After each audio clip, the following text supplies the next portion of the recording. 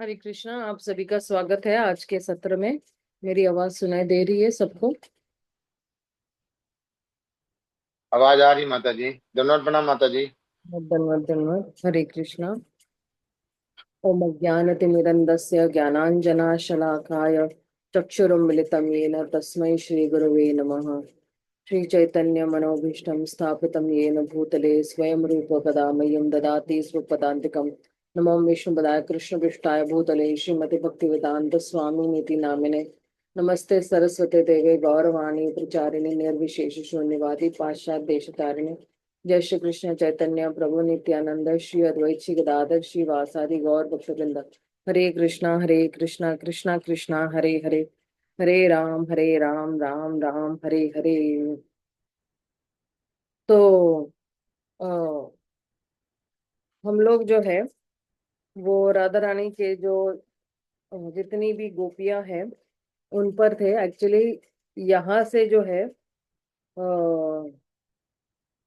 राधा रानी की जो गोपियां हैं उनके त्याग बलिदान या जो कुछ भी भगवान पे जो है वो निछावर कर रहे हैं। यहाँ से एक्चुअली ये सारा शुरू हो रहा है, ये वाले श्लोक से।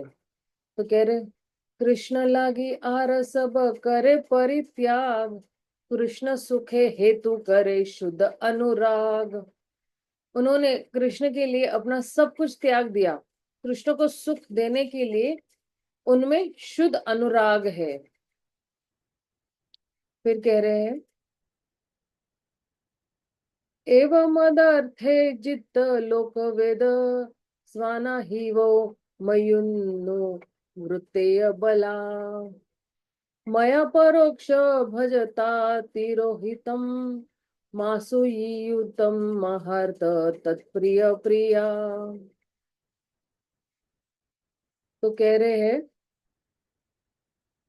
मेरी प्रिय गोपियों, तुम सबने मेरे लिए सामाजिक रीतियों, शास्त्रीय आदेशों और अपने परिजनों का परित्याग किया है। मैं तुम्हारी एकाग्रता बढ़ने के उद्देश्य से ही तुम लोगों के पीछे छिप गया हूं। चूंकि मैं तुम्हारे ही लाभ के लिए छिप गया था, अतएव तुम लोगों को मुझ पर अप्रसन्न नहीं होना चाहिए। ये जब रास लीला हो रही है ना, ये तब की बात है। यह श्लोक श्रीमद् भागवतम का है, जिसे भगवान कृष्ण ने रास लीला क्षेत्र में लौटने पर कहा था। फिर क्या कह रहे भगवान? कृष्णेर प्रतिज्ञा एक आछे पूर्व हेते, ये आछे भजे कृष्ण तारे भजे तैछे। भगवान कृष्ण ने पहले से वचन दे रखा है कि वे अपने भक्तों से उसी प्रकार से आदान प्रदान करेंगे जिस प्रकार से वे उनकी पूजा करेंगे। मतलब ये यथा माँ प्रपद्यन्ते, तो कह रहे ये यथा माँ प्रपद्यन्ते ताम तथैम भजाम्य हम, मम वर्तमानो वर्तन्ते मनुष्य पार्थ सर्वशः। ये भगवद गीता का श्लोक है। हे पृथा पुत्र, मेरे भक्त जिस प्रकार से मेरी शरण में आते हैं मैं उसी के अनुसार उन्हें पुरस्कार प्रदान करता हूँ। सारे व्यक्ति सभी तरह से मेरे मार्ग का अनुसरण करते हैं। तात्पर्य में श्रील प्रभुपाद क्या कर रहे हैं? कृष्ण कभी भी गोपियों के प्रति कृतघ्न नहीं हुए, क्योंकि जैसा वे भगवत गीता के इस श्लोक में अर्जुन के समक्ष घोषणा करते हैं, वे अपने भक्तों से उनके द्वारा की गई दिव्य प्रेम भक्ति की मात्रा के अनुसार आदान प्रदान करते हैं। हर व्यक्ति उस मार्ग का अनुसरण करता है जो उन तक पहुंचता है, किंतु उस मार्ग पर प्रगति की विभिन्न कोटियां हैं और अपनी प्रगति के अनुसार ही उसे भगवान की अनुभूति हो पाती है। मार्ग एक है, किंतु चरम लक्ष्य तक पहुंचने की प्रगति भिन्न भिन्न होती है। अतएव इस लक्ष्य की अनुभूति परम भगवान की अनुभूति का अनुपात भी विभिन्न होता है। गोपियों को सर्वोच्च लक्ष्य प्राप्त हुआ और श्री चैतन्य महाप्रभु ने पुष्टि की है कि गोपियों द्वारा की जाने वाली भगवत पूजा की विधि से श्रेष्ठतर विधि अन्य कोई नहीं है।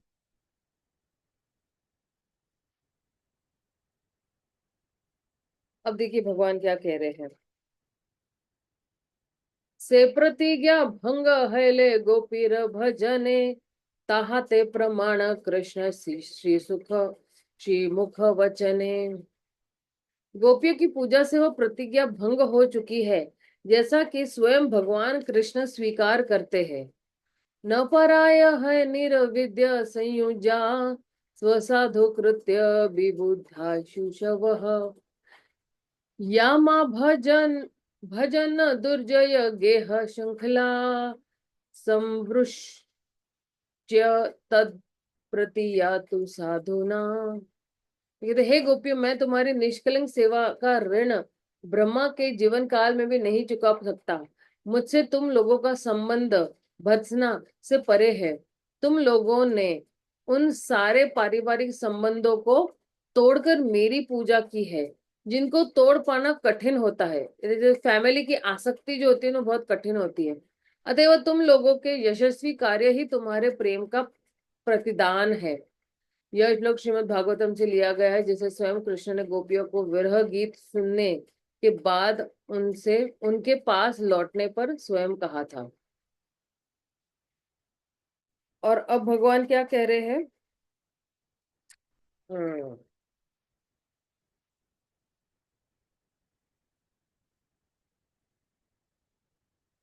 अब देखिए क्या कह रहे हैं, क्योंकि इन 4 श्लोकों में जो है, कहेंगे कि किस तरह से जो है वो गोपियां जो है अपने शरीर से आसक्त नहीं है। तबेग्ने देखिए गोपी निज देह प्रति, सहोत कृष्णेर लागी जानी ही निश्चित। जब गोपियों ने भी स्नेह अपने शरीरों के प्रति दिखती है, सॉरी, जब गोपियां जो भी स्नेह अपने शरीर को प्रति दिखती है, उसे एकमात्र भगवान कृष्ण के निमित्त ही जानना चाहिए।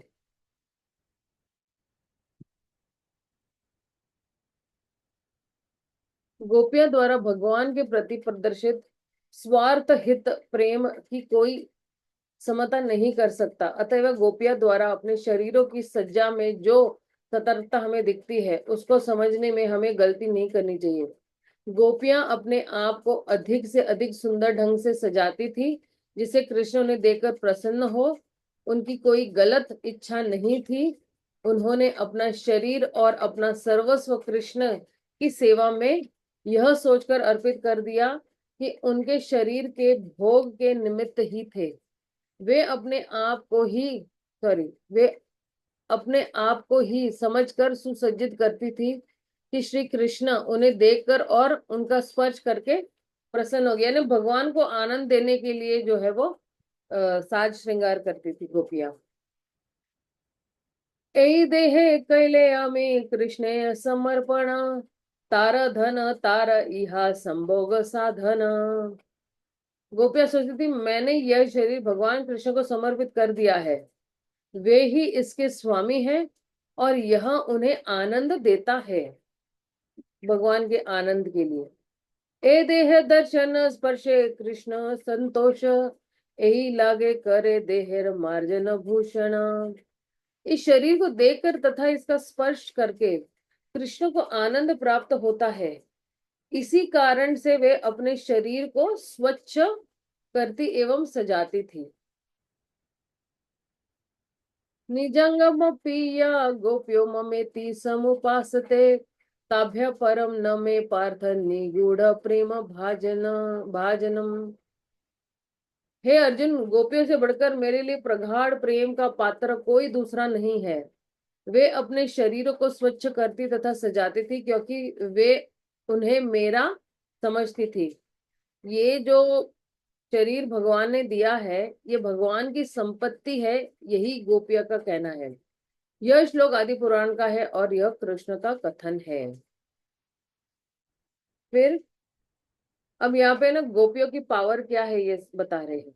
आर एक अद्भुत गोपी भावेर स्वभाव, बुद्धिर गोचर नहे यहार प्रभाव। गोपियों के भाव का एक दूसरा अद्भुत स्वभाव है। इसका प्रभाव बुद्धि की समझ से भी परे है।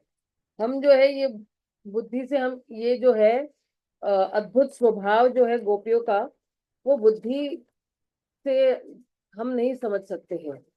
तो क्या है वो भाव? अब आगे बता रहे हैं, सारा भाव जो है वो आगे बता रहे हैं इन श्लोकों में, करीबन 4 श्लोकों में बता रहे हैं। गोपीगण करे यबे कृष्ण दर्शन, सुख वांछा नाही सुख हय कोटि गुण। जब गोपियां भगवान का दर्शन करती थी तब उन्हें असीम आनंद प्राप्त होता है, यद्यपि उन्हें ऐसे आनंद की थोड़ी सी भी इच्छा नहीं होती। गोपिका दर्शन कृष्ण रे ये आनंद हय, ताहा होते कोटि गुण गोपी आस्वादाय। गोपियों को देखकर कृष्ण को कृष्ण गोपियों को देखकर कृष्ण को जितना आनंद मिलता है उसे करोड़ों गुना आनंद गोपियों को मिलता है। तात्पर्य, गोपियों के अद्भुत गुण कल्पनातीत है, उन्हें आत्म संतुष्टि की थोड़ी सी भी इच्छा नहीं होती। फिर भी जब कृष्ण उन्हें देखकर प्रसन्न होते तो उस आनंद से गोपियां कृष्ण से करोड़ों गुण अधिक प्रसन्नता का अनुभव करती है। मतलब गोपियां अगर तैयार हो रही है और कृष्ण को आनंद मिल रहा है तो रिटर्न में गोपियों को भी आनंद मिल रहा है। तो वो आनंद जो है वो कृष्ण के आनंद से भी बढ़कर है वो आनंद। तासबार नाही निज सुख अनुरोध, तथापि बढ़य सुख पड़िल विरोध। तो कह रहे हैं गोपियों को निजी सुख की कोई इच्छा नहीं है, फिर भी उनका आनंद बढ़ते जाता है। यह निश्चित रूप से विरोधाभास है, कॉन्ट्रडिक्शन है ये, है ना, कि उनको आनंद नहीं चाहिए लेकिन फिर भी उनका आनंद बढ़ते जा रहा है, ये कैसा है? तो अब इसका जो है आ, इसका सोल्यूशन क्या है ना, इसका निवारण क्या है? ए विरोधेर एकमात्र देखी समाधान, गोपिकार सुख कृष्ण सुखे पर्यवसान। इस विरोधाभास का मुझे केवल एक ही समाधान दृष्टिगत होता है कि गोपियों का सुख उनके प्रिय कृष्ण के सुख से निहित है। तो उस पे ही जो है निर्भर है, उनके सुख पर ही निर्भर है। गोपी की स्थिति बड़ी उलझन भरी है, क्योंकि निजी आनंद न चाहते हुए भी यह आनंद उन पर थोपा गया था। इस उलझन का समाधान यह है कि कृष्ण का सुख का भाग गोपियों के सुख द्वारा सीमित है। इसलिए वृंदावन के भक्त गोपियों अर्थात राधा रानी तथा उनकी संगिनियों की सेवा करना चाहते हैं। यदि किसी को गोपियों की कृपा प्राप्त हो जाती है तो उसे कृष्ण की कृपा सरलता से प्राप्त हो जाती है, क्योंकि गोपियों के कहने पर कृष्ण किसी भक्त की सेवा तुरंत स्वीकार कर लेते। इसलिए श्री चैतन्य महाप्रभु ने कृष्ण के स्थान पर गोपियों को प्रसन्न करना चाहा, किंतु उनके समकालीन उन्हें समझ नहीं पाए और इस कारण से श्री चैतन्य महाप्रभु गृहस्थ आश्रम छोड़कर सन्यासी बन गए। तो आप देखिए, ये जो गोपियों का जो आनंद है ये इतना गहरा आनंद है, लेकिन उसके लिए जो है हमें समझना है कि ये जितनी भी गोपियां हैं, एक सेकेंड,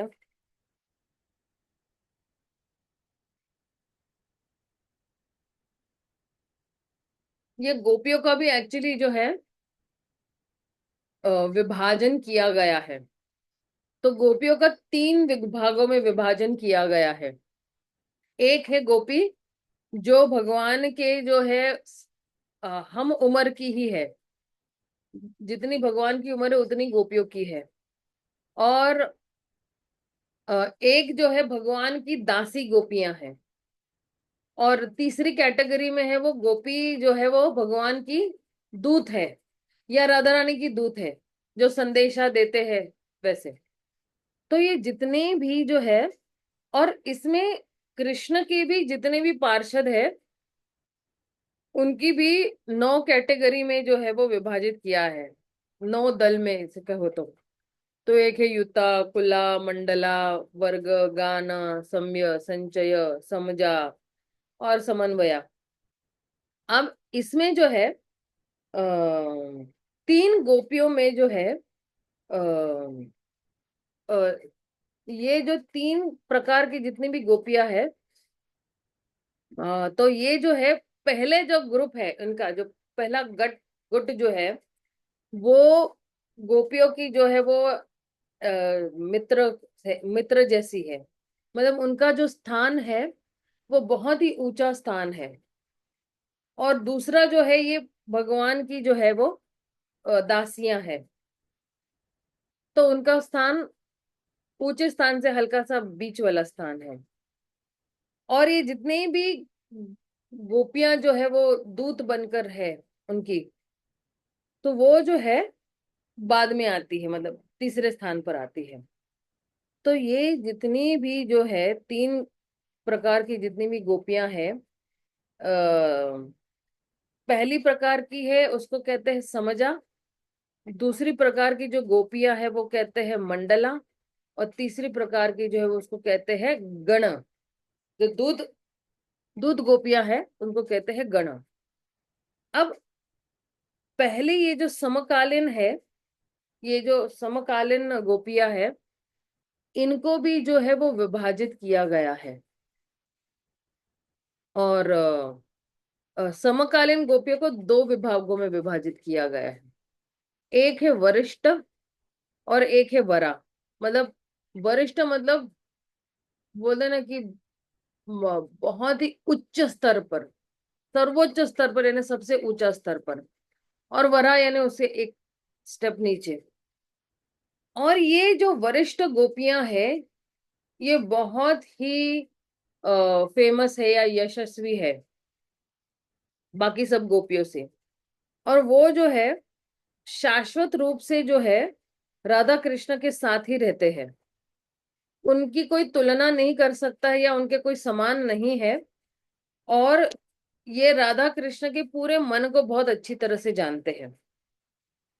और भगवान की जितनी भी गोपियां हैं उसमें जो ये वरिष्ठ वरिष्ठ गोपियां हैं, ये एक्चुअली जो है ये पूजनीय गोपियां हैं। और क्योंकि इनके पास जो है इतने दिव्य गुण हैं जिसकी कोई तुलना ही नहीं कर सकता। इसलिए भगवान कहते हैं ना कि आपकी तुलना कोई नहीं कर सकता। ये एक्चुअली वरिष्ठ गोपियों को कह रहे इन तात्पर्यों में। और इनकी सुंदरता, इनका शरीर, ये सारा जो है ये पूरा भगवान को जो है वो आकर्षित करके लुभाता है। और आकर्षित करते करते ही जो है भगवान को बड़ा आनंद मिलता है। आप सोच सकते हैं कि केवल कोई गोपी अगर तैयार होके आ रही है तो भगवान को आनंद मिल रहा है, अच्छी तरह से तैयार होके आ रही है, साज श्रृंगार करके आ रही है, तो भगवान को बहुत आनंद मिल रहा है। हालांकि ये साज श्रृंगार वो इस भावना से नहीं कर रही है कि मुझे आनंद मिलेगा। जैसे जनरली भौतिक जगत में हम स्त्रियां जब साज श्रृंगार कर रहे तो हमें लगता है कि जो है लोग देखेंगे, मेरी वाह वाह करेंगे तो मुझे अच्छा लगेगा, ये भावना होती है। लेकिन गोपियां ये सोचती है, जब तैयार होती है तो साज श्रृंगार करती है तो यही सोचती है कि मैं भगवान के लिए कर रही हूँ, भगवान को प्रसन्नता के लिए कर रही हूँ। बाकी कोई देखे ना देखे, भगवान देखकर खुश हो जाए, बस यही मेरी मंशा है। फिर मुझे उसके अंदर आनंद मिलता है नहीं मिलता है मुझे कोई मतलब नहीं है उसे। तो ये जो वरिष्ठ गोपियां हैं भगवान की, ये इस प्रकार की है। और ये जो भगवान की ये जो गोपियां हैं, ये अपनी जो सहेली है श्रीमती राधा रानी, उनको भी जो है वो तैयार करती है। और अपने जितने भी, क्योंकि इन गोपियों के भी आध्यात्मिक जगत में पति है, तो इन ये जो गोपियां है ये अपने पतियों को छल कर जो है राधा कृष्ण को जो है आ, राधा कृष्ण को मिलाने की कोशिश करते रहते हैं हमेशा। मतलब राधा रानी को ले जाएंगे अपने घर से और कृष्ण को मिलाने के लिए, और हमेशा राधा रानी की साइड लेते हैं। जब भी जो है कृष्णा और राधा रानी का जब झगड़ा होता है तो वो हमेशा राधा रानी की ही साइड लेंगे। और ये जो गोपियां हैं, इनका कार्य ही यही है कि ये योजनाएं बनाती है कि किस तरह राधा कृष्ण का मिलन करवाए हम। और बहुत अच्छे अच्छे व्यंजन बनाती है।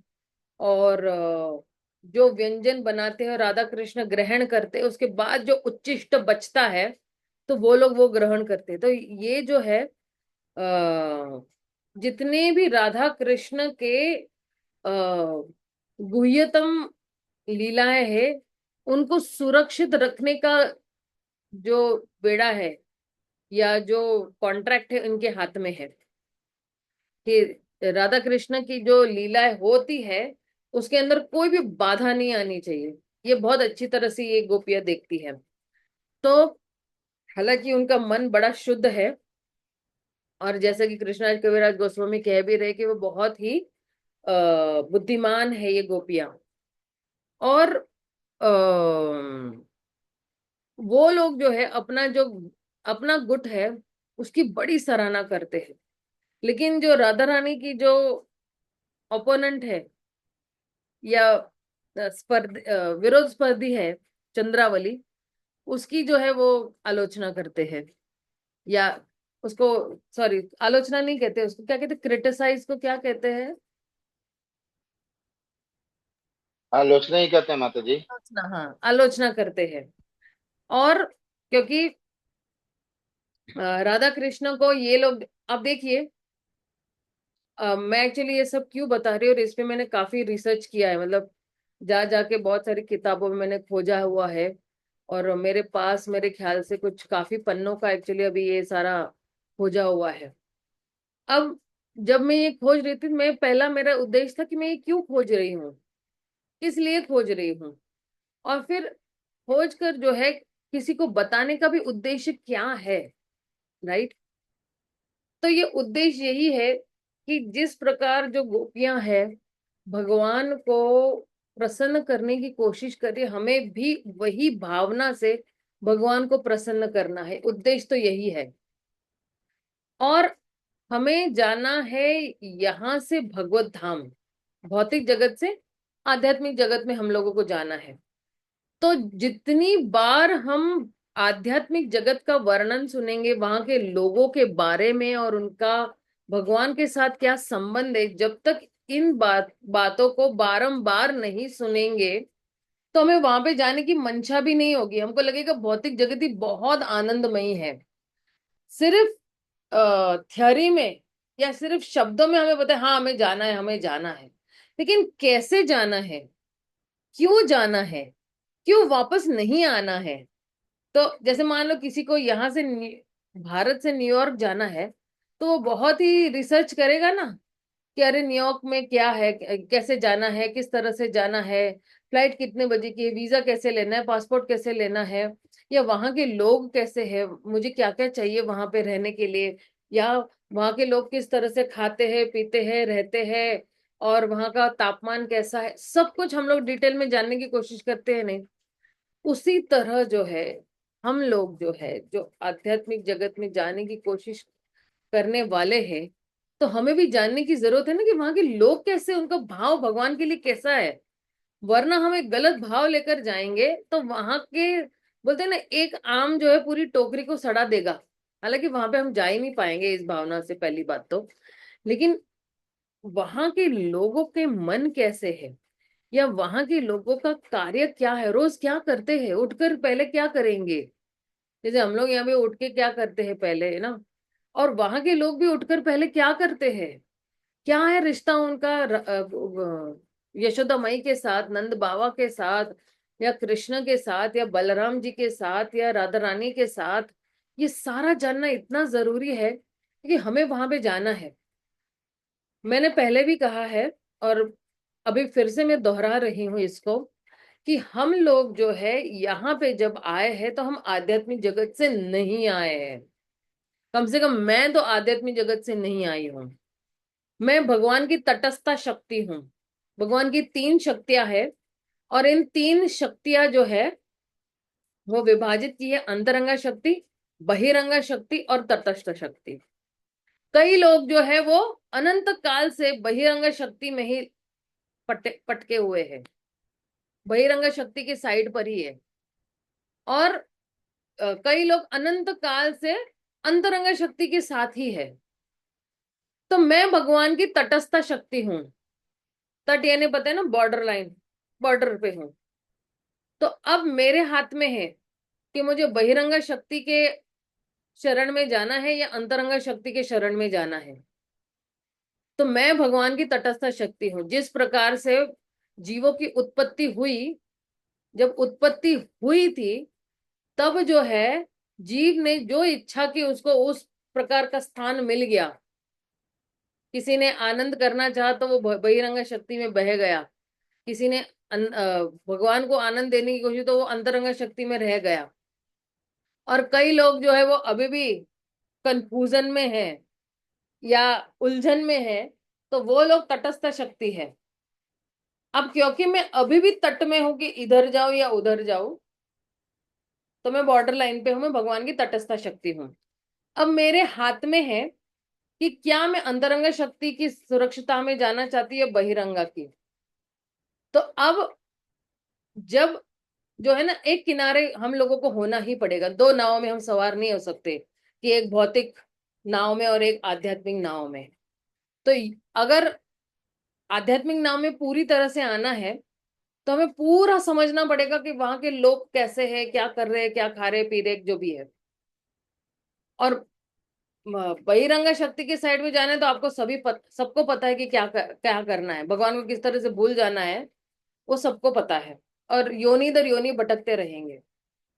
क्योंकि मुझे आध्यात्मिक जगत में जाना है तो मैं बहुत खोज करूंगी, वहां के लोग कैसे, वहां का मूड कैसा है। और मेरा पूरा जो समय है वो सिर्फ आध्यात्मिकता में ही बिताना चाहूंगी मैं, क्योंकि मुझे वहां जाना है। जैसे किसी को वहां जाना है तो वीजा करेगा, पासपोर्ट करेगा, वहां के सारा वो अपना बैग वैग उसी तरह पैकिंग सब करेगा। तो मैं भी अभी मेरे मन में सब पैकिंग कर रही हूँ कि मेरा और हमारा पैकिंग जो है वो एक्चुअली बुद्धि के स्तर पर है, आत्मा के स्तर पर पैकिंग चल रहा है हमारा। कि जीवेर स्वरूप नित्यर कृष्ण दास। चाहे हम तटस्था शक्ति, चाहे बहिरंगा में है या चाहे अंतरंगा में है, वहां पे सेवा ही हमारा स्वरूप है। तो मुझे आध्यात्मिक जगत में जाना है, इसलिए मुझे ये सारे वर्णन जो भी है, जो चैतन्य चरितामृत में है, भगवान और गोपियों के बीच का जो रिलेशन है या संबंध है, वो मुझे जानने की बहुत जरूरत है। और ये एक बार जानने की जरूरत नहीं, मुझे बारंबार जानना है ये सब। मुझे सिर्फ एक बार जानना नहीं, मुझे रोज यही यही पाठांतर करना है, यही रोज रोज सुनना है। और मुझे यही रोज रोज सुन के फिर जो है वो भाव उत्पन्न होगा। जैसे आपने देखा एक कीट होता है, वो कीट क्या सोचता है कि मैं एक दिन तितली बन जाऊंगा, मैं एक दिन तितली बन जाऊंगा, है ना। उसका भाव यही रहता, और बन भी जाता है, क्योंकि वो उसी भावना में वो अपना जीवन निर्वाह कर रहा है। मुझे एक दिन तितली बनना है, मुझे एक दिन तितली बनना है, मुझे एक दिन तितली बनना है। बन भी जाता है, क्योंकि उसके मननम में वही चल रहा है। तो हमारे भी मननम में जो है अगर चल रहा है कि मुझे एक दिन भगवत धाम जाना है, मुझे एक दिन भगवत धाम जाना है, भगवान की सेवा करने के लिए, भगवान को प्रसन्न करने के लिए, तो उसी भाव से हम भगवत धाम भी पहुंच जाएंगे। लेकिन हम विचार ही नहीं करेंगे तो किस प्रकार हम भगवत धाम जाएंगे। हमारे कार्य ही वैसे उस दिशा में नहीं लेकर जाएंगे, तो फिर किस तरह से हम भगवत धाम जाएंगे। क्योंकि वैदिक साधना भक्ति जो है, वैदिक साधना भक्ति ही वो स्टार्टिंग पॉइंट है जिसके माध्यम से हम राग मार्ग पर पहुंच सकते हैं। अगर वैदिक साधना भक्ति से ही हम शुरू नहीं करेंगे, श्रवणम कीर्तनम से ही हम शुरू नहीं करेंगे, तो किस प्रकार वहां पे पहुंचेंगे हम। और इसलिए ये सारा जो है समझाने का एक्चुअली मेरा जो प्रयास है वो इसीलिए है कि सभी लोग जो है भगवत धाम जाने चाहिए इस तरह से। तो फिर जो है अ, अब जो है ये जितनी भी जो है गोपियां हैं भगवान की, तो ये गोपियां जो है वो राधा कृष्ण की नित्य सेवा में ही लगी रहती है। और ये जो वरिष्ठ गोपियां, जैसे मैंने कहा, भगवान की सीधी सेवा करती है। और वहां पे एक बगीचा है, उसका नाम है आ, मदनो मदनी जो है, जहाँ पे बहुत सारे लताएं, फूल, जो है क्या है, उसको क्या कहते हैं, वो पान जो हम लोग खाते हैं ना, उसकी भी वेलें होती है। उसको क्या कहते हैं, इंग्लिश में उसको बीटल कहते हैं, लेकिन हिंदी में उसको क्या कहते हैं, तांबुल। तांबुल की जितनी भी वेल होती है, वो सारी वेल जो है वहां पे होती है। और कई गोपियां तो बहुत ही जादू करने में बहुत ही निपुण होती है। क्योंकि जादू क्यों, क्योंकि कई कई चीजें जो है वो बहुत तुरंत ही चाहिए होती है। तो जादू से उसी वक्त जब लीला चल रही होती है राधा कृष्ण की, वो तुरंत लाना बहुत जरूरी है, अगर कुछ स्मरण नहीं भी हुआ, भूल भी गए हैं तो। और कई गोपियां जो है वो जो है पहेलियां बुझाने में बहुत ही निपुण होती है।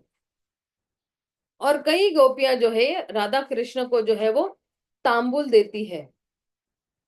खाना खाने के बाद जो है राधा कृष्ण की लीला हो जाती है। फिर वो लोग जो है, राधा कृष्ण जो है वो भोजन पाते हैं। राधा रानी भगवान को खिला रही है। यहाँ पे गोपियां राधा रानी को दे रही है और राधा रानी भगवान को खिला रही है। भगवान भी राधा रानी को खिला रहे हैं। फिर दोनों को तांबुल दिया जाता है, तो राधा रानी जो है वो कृष्ण को तांबुल खिला रही है। कृष्ण राधा रानी को तांबुल खिला रहे हैं। तो ये जो प्रेम भरा व्यवहार है, इसमें सहयोग देना, ये एक्चुअली गोपियों का एक्चुअली सेवा है। और कुछ जो गोपियां हैं, वो बलराम जी की भी गोपियां हैं। और जो है उनकी जो लीडर है, वो कौन है, वो है एक्चुअली ललिता देवी। तो राधा रानी की जो एक जो है, उसको क्या कहते हैं, ऑपोजिशन पार्टी भी है, और वो है चंद्रावली। और चंद्रावली के साथ भी बहुत सारी सखियां। अच्छा, हमें ये नहीं समझना चाहिए कि ये जो चंद्रावली है ये राधा रानी की ऑपोजिशन पार्टी है तो ये लोग अच्छे नहीं होंगे, नहीं। ये लोग भी उच्चतर गोपियों के ही श्रेणी में आते हैं। लेकिन लीला को और रोमांचक बनाने के लिए, जब दो पार्टी होती है और दोनों में जो है रसाकसी होती रहती है, तो वो लीला और मधुर बन जाती है और कृष्ण को और आनंद आता है। तो ये जो गोपियां चंद्रावली, ये एक्चुअली चंद्रावली भी राधा रानी से ही निकली हुई राधा रानी की ही बहन है। तो दो बहनों के बीच में जो है ना, कभी कृष्ण चंद्रावली को मिलने जाते हैं तो राधा रानी यहाँ पे रूठ जाती है। तो और यहाँ पे जो है राधा रानी को मिलते तो चंद्रावली रूठ जाती है। हालांकि चंद्रावली का रूठना इतना शास्त्रों में नहीं दिया गया है जितना राधा रानी के रूठने के बारे में दिया गया है। क्योंकि चंद्रावली तो राधा रानी से ही आई हुई है, राइट। तो और राधा रानी सर्वोच्च प्रियकर गोपी है भगवान की। तो ज्यादा फोकस जो है वो राधा रानी पे दिया हुआ है। और चंद्रावली की भी टीम में जो है वो कौन कौन है, वो पद्मा है, श्यामा है, भद्रा है, विचित्रा है, गोपाली है, पालिका है, मंगला है, विमला है, लीला है, मनोरमा है, कंदर्प मंजरी है, मंजू हासिनी है, फिर तारावली है, गुणावती है, सुमुखी है, भारती है, कमला है, कैरवी है, और सरदाक्षी है, विशारदा है। ये सारी गोपियों के नाम है ये सारे। जैसे हम राधा रानी की साइड पे ललिता सखी, विशाखा सखी है, तुंग विद्या, चित्र ललिता, ये सब लीला है, ये सब गोपियां हैं। तो ये जो गोपियां हैं, ये हजारों के गुट में भी होती है। और मतलब अ, बहुत सारे हजारों गोपियां हैं। और उन हजारों गोपियों के हजार गुट भी है, अपना अपना ग्रुप भी, और उनके नीचे नीचे जो है वो और गोपियां हैं। लेकिन सर्वोच्च गोपी जो है, जो सबसे महत्वपूर्ण गोपी है, वो कौन है, राधा रानी है, चंद्रावली है, भद्रा है, श्यामा है और पालिका है। और ये जो गोपियां हैं, ये पूर्ण रूप से ये दिव्य गोपियां हैं। और इनके पास सारे दिव्य गुण जो है कृष्ण को प्रसन्न करने के लिए ये रहते हैं। अब राधा रानी और चंद्रावली, ये सबसे बेस्ट गोपियां हैं।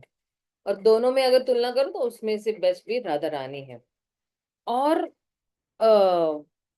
इनके गुट में भी जो है हिरण जैसी आंखों वाली गोपी अनुयायी है।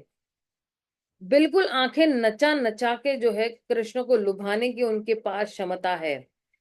और क्योंकि जो है श्रीमती राधा रानी जो है, तो उनके पास जो है सारी मधुरता है, सारी सुंदरता है, तो इसलिए चंद्रावली से भी राधा रानी और बेहतर है। और राधा रानी का एक नाम जो है वो गंधर्व देवी है। राधा रानी को गंधर्व देवी के नाम से भी पुकारा जाता है। और ललिता देवी और जितनी भी 8 गोपियां हैं, ये गोपियां और ये जो मंजरियां हैं, इनके पास जो है राधा रानी जैसा ही मतलब मिलता जुलता रूप है ना। और जो राधा रानी जैसे जैसे ही गुण है, जैसे अगर कभी कभी हम लोग देखो कि आपने अगर कभी देखा है कि अगर हम किसी को बहुत अच्छी तरह से जो है उनका कहना मानते या फॉलो करते हैं, या उनके मूड के साथ जो मिलजुल जाते हैं, तो हमारा भी चेहरा उनके जैसा ही हो जाता है। जैसे कभी कभी पति और पत्नी जो है, अगर आप देखना, दोनों में बहुत ही मिलाप है, तो कुछ सालों बाद जो है ना, पति पत्नी भाई बहन जैसे दिखते हैं। कभी देखा है आपने, कभी महसूस किया है कि ये दोनों भाई बहन जैसे दिखते हैं? क्योंकि दोनों में इतनी यूनिटी, इतना मतलब दोनों एक दूसरे के भाव को इतनी अच्छी तरह से जान जाते हैं, तो दोनों बिल्कुल थोड़े बहुत सेम सेम ही दिखते हैं। उनके जितने भी बाह्य फीचर्स जो है, नाक नक्शा वगैरह है, वो थोड़ा बहुत सेम दिखने लगता है। क्योंकि मैंने तो कम से कम देखा है, मुझे आपका पता नहीं है कि अगर आपने महसूस किया है या नहीं किया है। तो इस तरह से जो है ये जो गोपियां हैं, ये पूर्ण तरह से जो है ये भगवान की से। तो अब इसमें जो वरिष्ठ गोपियां आती है, उसमें कौन कौन आते हैं? वरिष्ठ गोपियों में ललिता देवी, विशाखा देवी। और ये जो ललिता देवी है, ये ललिता देवी सबसे महत्वपूर्ण गोपी इसलिए है क्योंकि ये लीडर है और ये नियंत्रण भी करती है। और अ, ललिता देवी और दूसरे और 8 जितने भी गोपियां हैं और मंजरियां हैं,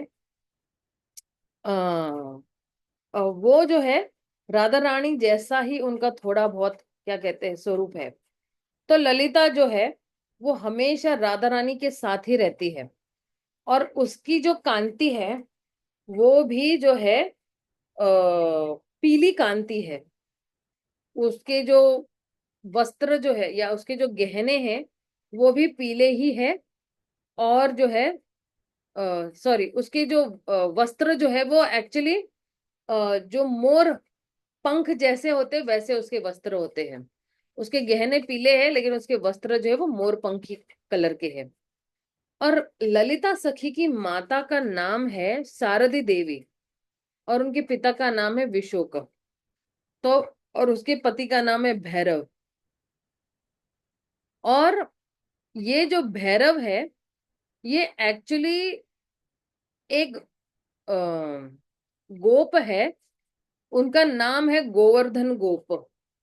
तो ये भैरव जो है, जो ललिता सखी के जो पति है, ये भैरव जो है ये किसका सखा है? ये गोवर्धन गोप का सखा है। और जो है ललिता सखी की जो उम्र है वो 14 साल 8 मिनट और 27 दिन की है। और कह रहे हैं कि उसका घर कहाँ पर है? उसका घर यवत में है। और उसका जो स्वभाव है वो क्या है? आ, वाम प्रकार है। वाम प्रकार यानी क्या? थोड़ा गुस्से वाली है। और गौर लीला में जो है उसने जो है किसका किसके रूप में आई हुई है? गौर लीला में स्वरूप दामोदर के रूप में आई हुई है। इसलिए आप देखना, स्वरूप दामोदर के पास पूरा हक था चैतन्य महाप्रभु को डांटने के लिए अगर कहीं गलत जाते हैं तो। और ये जो जितनी भी गोपियां हैं, इन सारी जितनी भी गोपियों का जो रूप है वो सारा ललिता के अंदर जो है वो समावित है। और कभी कभी ये ललिता सखी जो है थोड़ा विरुद्ध स्वभाव का भी हो जाती है, मतलब थोड़ा गर्म मिजाज की भी हो जाती है। और अ, जब कोई तर्क वितर्क हो रहा है तो फिर उसका जो मुख है वो थोड़ा टेढ़ा हो जाता है गुस्से के कारण। और फिर जो है वो बहुत भर्त्सना करती है, मतलब बहुत क्रोधित आवाज में जो है वो आ, ऐसे क्या कहते हैं कि ऐसे जवाब देती है भगवान को। तो जब ये इन गोपियों को एक्चुअली क्या कहते हैं, एक सेकेंड, इसको एक्चुअली एक शब्द है, वो शब्द मैं ढूंढ के आपको बताती हूँ, क्योंकि अगर वो शब्द मिल जाता है तो पता चल जाता है।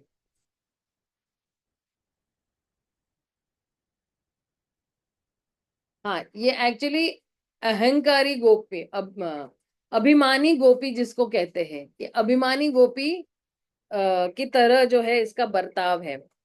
और ये जो अभिमानी गोपी है, जब ये कोई झगड़ा शुरू करती है कृष्ण के साथ, तो फिर जो है सबसे आगे जो है, जैसे बोलते हैं ना कि सबसे आगे वो है झगड़ा करने के लिए, बाकी सारी गोपियां उसके पीछे है।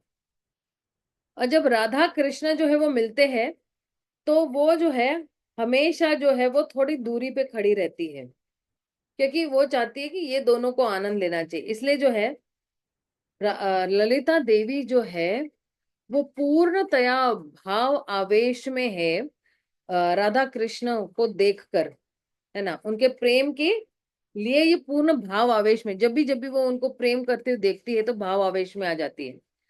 और इन दोनों की मुलाकात करवाने के लिए ये सबसे निपुण है। सबसे ज्यादा अगर मिलवाना का काम जो अगर कोई कर रहा है वो तो ललिता देवी कर रही है दोनों के लिए। और इसलिए जो है कभी कभी राधा रानी के लिए जो है वो श्री कृष्ण को भी जो है उनकी आलोचना करती है या उनके प्रति अपराध करती है। लेकिन जो है कृष्णा जो है वो इतना जो है वो अपराध जो है वो लेते नहीं है, क्योंकि जो है वो अपने प्रियकर के लिए जो है वो सब कुछ करे। कृष्ण को भी अंदर से पता है ये सब कुछ जो करी वो मेरी प्रिय राधा रानी के लिए कर रही है। तो अब जो है ये जो पूरणमासी है, पूरणमासी कौन है? राधा रानी की माता है, राइट। तो पूरणमासी और दूसरी गोपियों, राधा रानी की नानी नहीं है माता जी? हाँ सॉरी, राधा रानी की नानी है। हाँ, अ, क्यों पिता है उनकी माता जी। हाँ, तो जो राधा रानी की नानी पूरणमासी है, तो दूसरी गोपियों के साथ जो है वो राधा कृष्ण की जो है मीटिंग करवाती है या मिलन करवा रही है दोनों का। और इसलिए जो है ये जो है अगर हम जाएंगे कहाँ पे, वृंदावन में भी, तो ये जो एक कुंज है, ये कुंज का नाम है अनंग सुखदा कुंज। और वहां पे बहुत सारे अलग अलग प्रकार के फूल है, पेड़ है। और आ, इस कुंड जो है आ, इस कुंज जो है एक और कुंज है, यहाँ पे क्या कह रहे हैं कि सॉरी, एक्चुअली जो क्योंकि अगर हम राधा कृष्ण की अगर मिलने वाली जगह को एक कमल के फूल के समान अगर हम समझते हैं, तो उत्तर दिशा में जो जो पंखुड़ी है, उस पंखुड़ी का नाम है अनंग सुख कुंज। और इस अनंग सुखदा कुंज को ललिता आनंद कुंज भी कहा जाता है। और जो है इस कुंज का जो कलर है वो जो है, जब बिजली कड़कती है ना तो वैसे वाला कलर है उस कुंज का, कह रहे हैं। और फिर कहते हैं कि ये जो ललिता सखी है वो हमेशा वहीं पे विराजमान है। तो उसका जो रंग है वो है पीला, गोचरण जैसा वाला। और वो जो है वस्त्र जो है वो मोरपंखी वस्त्र पहनती है और उसके पास बहुत अच्छे अच्छे गहने हैं। तो ललिता सखी के ग्रुप में कौन कौन गोपियां हैं? एक तो रत्न रेखा है, उसका नाम रत्न प्रभा भी है। एक रतिकला है, एक सुभद्रा है, एक चंद्र रेखिका है, एक सुमुखी है, एक धनिष्ठा है, एक कला हंसी है, एक कलापिनी है। ये सारे जो है ये ललिता सखी के ग्रुप में है। अच्छा, अब विशाखा सखी पे आते हैं। अभी देखिए, इन सखियों का वर्णन मैं क्यों कर रही हूँ ये भी जानिएगा। क्योंकि जब तक हम नहीं समझेंगे कि ये जो ललिता सखी, विशाखा सखी, तुंग विद्या, चित्र ललिता, ये सारी जितनी भी है, ये मुख्य गोपियां हैं भगवान की। ये मुख्य गोपियां मतलब इनका मुख्य रोल भी है राधा कृष्ण के जीवन में। तो इनको भी जानना है, और इन्हीं के नीचे सारी सखियां मंजरियां आती है। तो हमें आध्यात्मिक जगत में जाना है, तो हमें जानना तो चाहिए ना कि ये लोग कौन है। जैसे आध्यात्मिक जगत में जाएंगे तो हमें बहुत आसान हो जाएगा इनको पहचानने में कि हाँ अच्छा, मोरपंखी वस्त्र ये ललिता सखी है। ये थोड़ा थोड़ा जो है वो यू नो राधा रानी जैसी ही दिखती है या कृष्ण जैसी ही दिखती है थोड़ा बहुत। तो तुरंत ही हम पहचान पाएंगे कि ये ललिता सखी है, ये विशाखा सखी है। तो इसलिए जानना जरूरी है, राइट। तो विशाखा सखी जो है वरिष्ठ गोपियों में दूसरे स्थान पर आती है, सबसे महत्वपूर्ण गोपी है। और जो है उसके जो जो है कार्यकलाप जो है या उसका जो गुण है, वो सब बहुत कुछ ललिता सखी जैसा ही है। तो विशाखा सखी जो है उसी समय उनका जन्म हुआ जिस समय श्रीमती राधा रानी का ही जन्म हुआ था। और विशाखा सखी के जितने भी वस्त्र है वो बिल्कुल चमकते सितारों की तरह है, सफेद जो है ना, या चांदी जैसा कलर जैसा है वैसे। और उसका जो रंग है वो कड़कती हुई बिजली जैसा है, जैसे चांदी जैसा ही समझो। और जो उनका रंग है, यानी जैसे विशाखा सखी का रंग है पीला, तो सॉरी, ललिता सखी का रंग है पीला, तो विशाखा सखी का जो रंग है वो कैसा है? वो है क्रीम कलर का है, लेकिन हल्का सा उसके अंदर जो है वो लाल रंग भी मिश्रित है। तो क्रीम और लाल को अगर मिश्रित करते तो गौर अंग हो जाता है। तो उसकी उम्र कितनी है? 14 साल 2 महीने और 15 दिन। उनके पिता का नाम क्या है? पवन। और ये पवन जो है वो किसके पुत्र है? ये मुक्कर, सॉरी,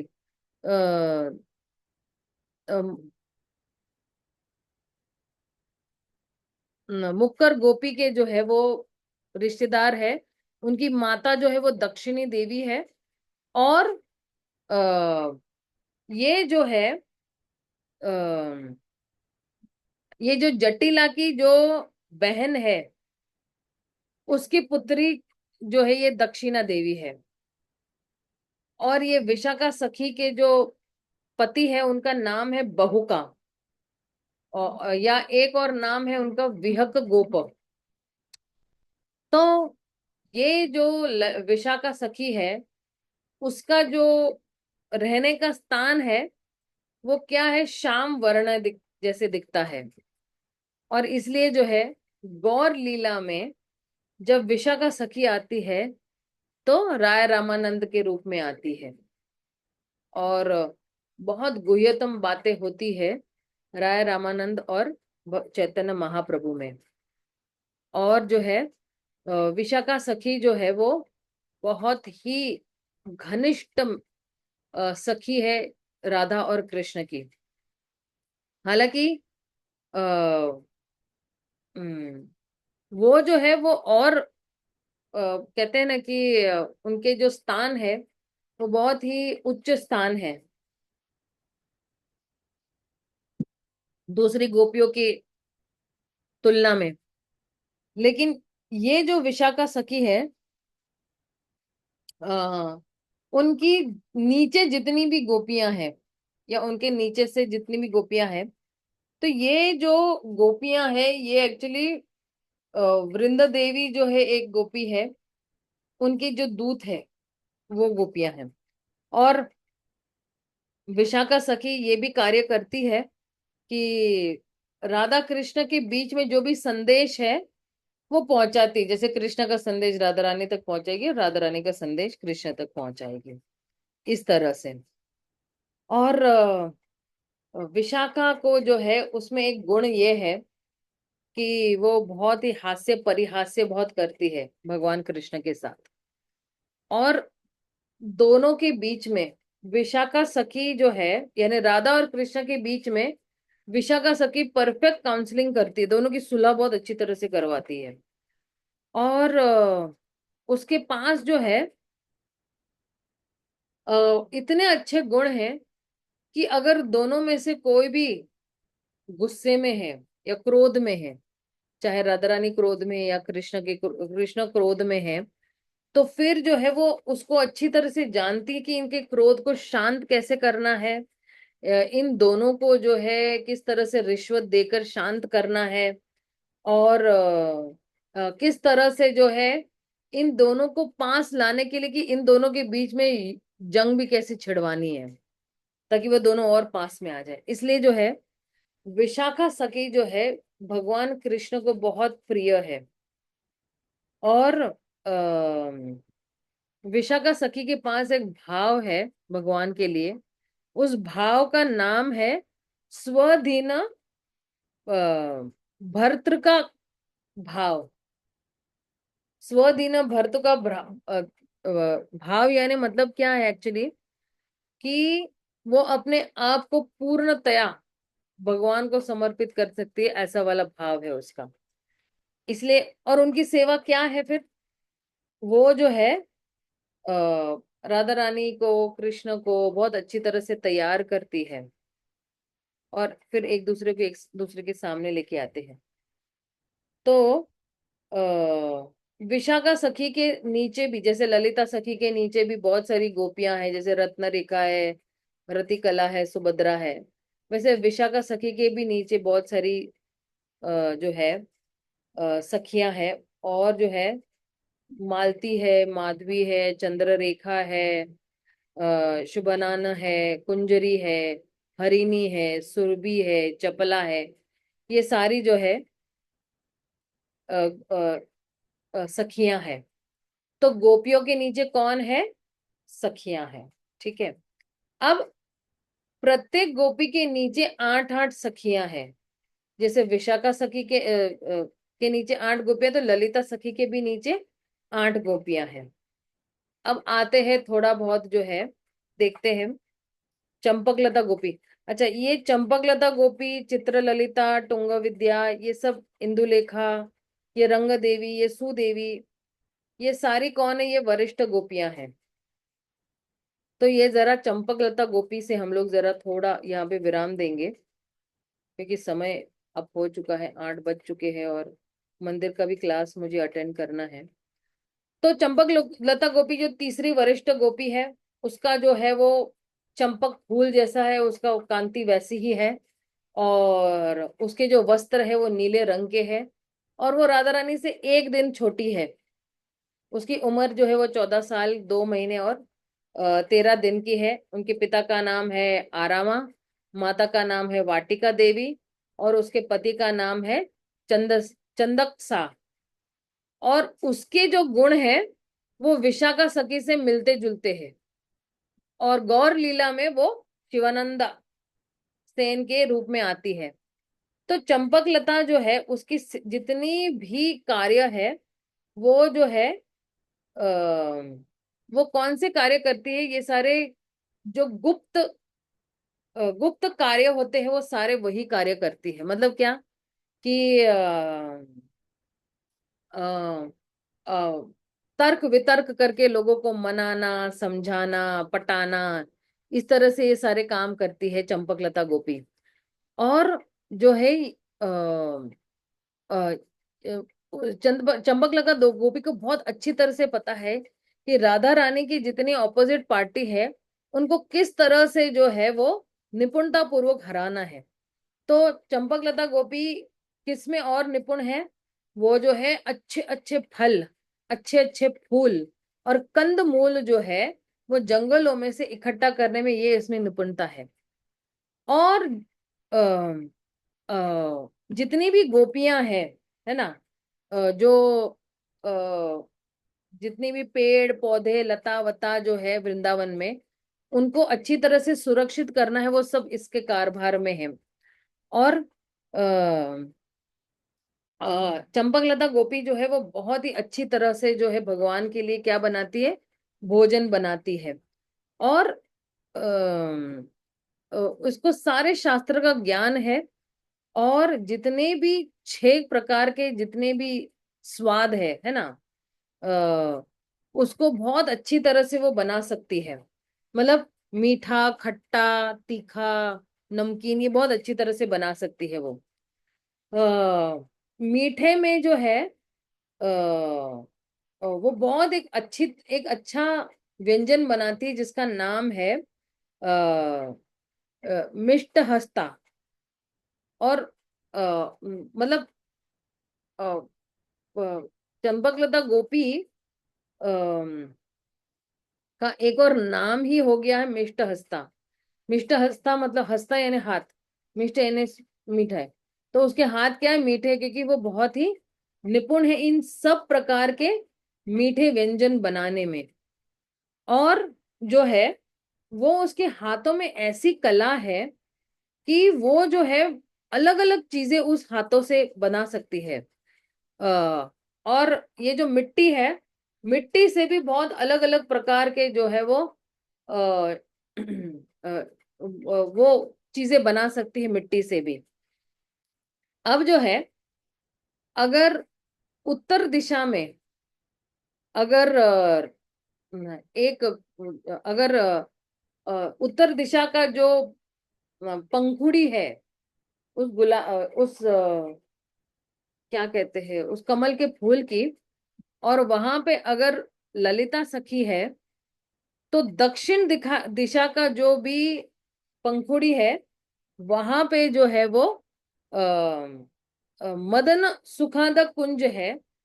और वहां पे एक मतलब मदन सुखा कुंज है, उसके अंदर भी एक कमल लता कुंज है। और ये जो है एक्चुअली कृष्ण की सबसे मतलब कृष्ण की प्रिय गोपी चंपकलता का एक्चुअली घर है। और ये जो है, ये इसका जो कुंज है, ये तपते हुए सोने की तरह है, ये इसका कलर ये है। और ये चंपकलता जो है वो बहुत कृष्ण को जो है वो प्रेम करती है। और नायिका के रूप में भगवान के सामने हमेशा आती है नखरे करते हुए। और इसलिए ये नायिका के रूप में आती है भगवान के सामने, इसलिए इसका नाम है वसका सज्जहा। और उसका जो स्वभाव है ये वाम मध्य स्वभाव है। होती है गुस्सा, लेकिन मध्य तरीके से गुस्सा होती है। और उसकी सेवा क्या है, और वो जो है राधा कृष्ण को जो है वो सबसे बढ़िया से बढ़िया जो है आभूषण प्रदान करती है। और भगवान को जो है वो चामर हिलाकर आनंद देती है। अब इनके नीचे गोपियां कितनी हैं? तो चंपकलता के नीचे गोपियां है 8 गोपियां, मतलब सखियां है वो 8 है। और वो है सुरचिता, मंडली, मणिमंडन, चंडिका, चंद्रललिता, लतिका, कुंडू कुस्की और सुमंदिरा। ये सारी गोपियां जो है वो किसके नीचे है? ये चंपकलता गोपी के नीचे है। तो 3 गोपियां होगी, बाकी की 5 गोपियां हम प्रयास करेंगे कि कल हम लोग इसको ले लें, है ना। किसी का अगर कोई प्रश्न है तो आप पूछ सकते हैं।